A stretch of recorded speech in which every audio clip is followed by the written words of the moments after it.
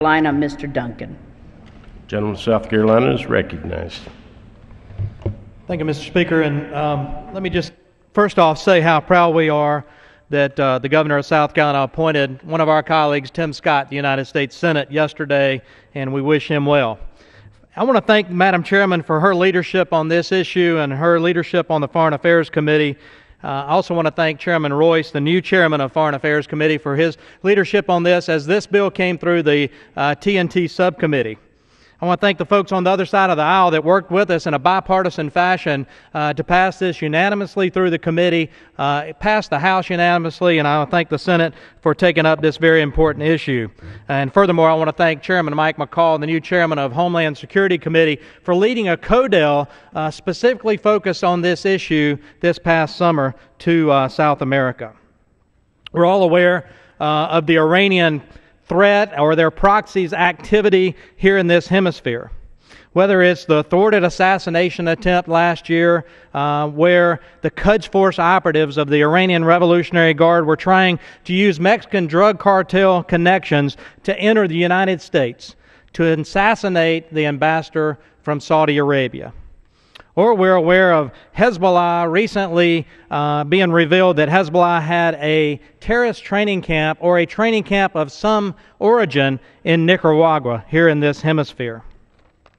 Last week, the Iranian Deputy Foreign Minister for Europe and the Americas visited Cuba, Venezuela, Bolivia, and Uruguay. This follows the Iranian President Mahmoud Ahmadinejad's frequent trips to the region.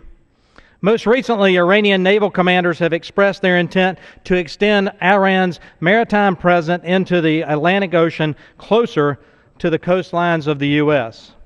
With this piece of legislation, we seek to protect U.S. citizens from threats from Iran and defend American interests and assets here in this hemisphere.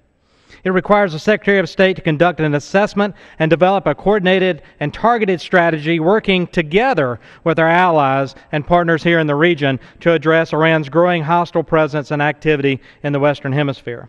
With this, it establishes a strong U.S. posture, policy, and most importantly, a relationship with Latin American countries.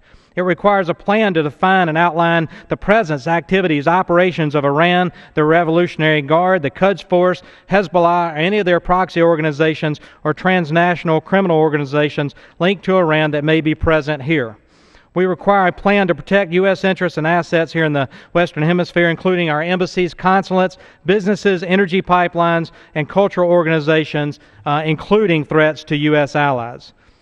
Iran's actions here in our neighborhood represent a real threat to our safety and security, and I urge my colleagues to concur with the Senate amendment so that this legislation may pass the House and be sent to the President of the United States' desk. And with that, I yield back. Gentleman yields back. Gentleman from New Jersey, seek recognition. I have no further speaker, and I yield back the balance of my time. Gentleman yields his time back. Gentlelady is recognized.